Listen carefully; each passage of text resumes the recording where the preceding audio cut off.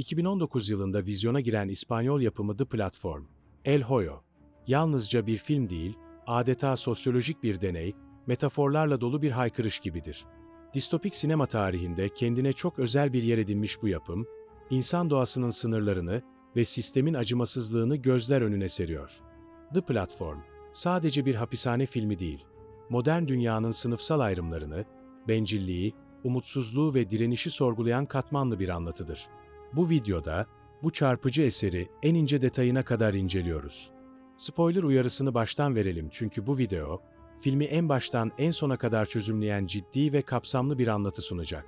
Hazırsan, başlıyoruz. Ana karakterimiz Goreng, gözlerini açtığında kendini yabancı, soğuk ve gri duvarlarla çevrili bir hücrede bulur. Kat numarasının 33 olduğunu görürüz. Yanında ise Trimagasi adında yaşlı ve gizemli bir adam vardır.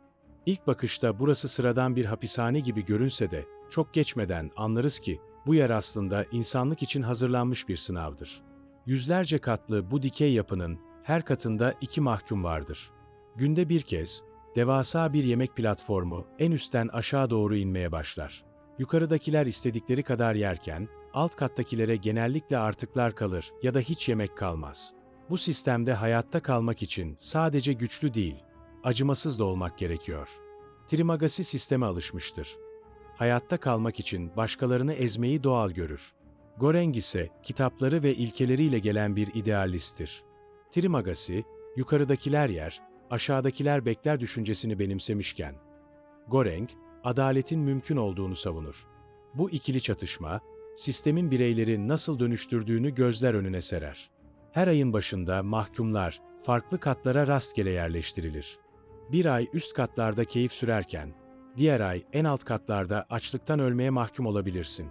Bu acımasız döngü, insanın içindeki umudu ve ahlakı yavaş yavaş yok eder. Goreng'in 171. kata düştüğü bir ayda, Trimagasi onu yatağa bağlar. Yiyecek gelmezse onu parça parça keserek hayatta kalmayı planlamaktadır. Ancak olaylar tersine döner ve Goreng, Trimagasi'yi öldürmek zorunda kalır. Bu an, Goreng'in sistemin doğasına teslim oluşunun sembolüdür.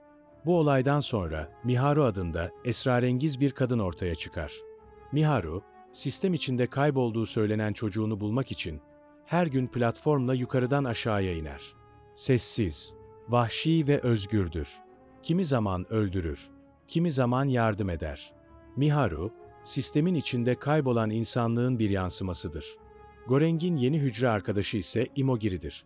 Sistemin eski yöneticilerinden biridir ve buraya gönüllü olarak gelmiştir. İnancı, bu sistemi düzeltmenin içeriden mümkün olduğudur. Imogiri, yiyeceklerin adilce dağıtılması fikrini savunur. Eğer herkes sadece ihtiyacı kadar alırsa, platformdaki yemek herkes için yeterlidir. Ancak üst katlardakiler, alt katlardakilere güvenmez.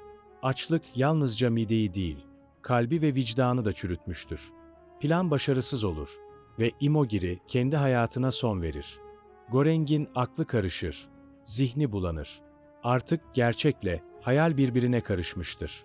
Halüsinasyonlar görmeye başlar. Trimagasi'nin hayaleti sürekli olarak onunla konuşur. Ruhsal çöküş kaçınılmazdır. Zamanla Goreng, Baharat adında genç ve fiziksel olarak güçlü bir adamla eşleşir. Bu defa sadece hayatta kalmak istememektedir.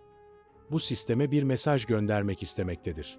Baharat ve Goreng, platforma birlikte binmeye karar verirler.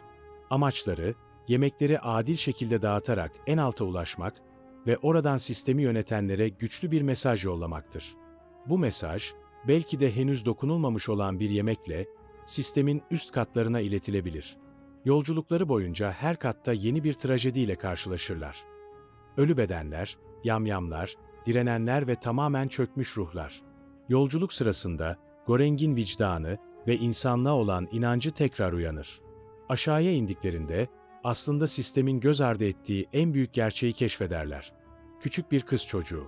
Oysa sistem kurallarına göre çocukların bu yapıda olmaması gerekmektedir. Bu çocuğun varlığı, sistemin yalanlarını ve çarpıklığını yüzlerine çarpar. Goreng ve Baharat, kalan tek kusursuz tatlıyı yukarı göndermek yerine, bu masum kızı platforma koyup yukarı yollamaya karar verir. Çünkü gerçek mesaj budur. Masumiyet, umudun ve değişimin sembolüdür. Film, Goreng'in kızla vedalaşması ve platformdan ayrılmasıyla sona erer.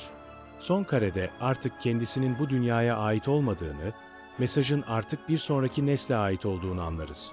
The Platform, sadece sinema değil, bir uyanış çağrısıdır. Yukarıda doyanlar, aşağıdaki açların çığlığını duymadıkça sistem asla değişmez. Film, insanlık tarihinin en eski çelişkilerinden birini, yani sınıf farkını ve bencilliği gözler önüne sererken umut ışığını da kaybetmez. Bu film bize şunu soruyor: gerçekten birlikte yaşayabilir miyiz? Yoksa hepimiz bir gün aşağıda olacağımızı bile bile yukarıdayken her şeyi silip süpürür müyüz? Peki sen ne yapardın? Trimagasi gibi mi davranırdın? Yoksa Goreng gibi direnir miydin? Yorumlara yaz, düşüncelerini paylaş. Eğer bu anlatımı beğendiysen videoyu beğenmeyi ve kanala abone olmayı unutma. Bir sonraki videoda yine başka bir çarpıcı filmi çözümlemeye devam edeceğiz.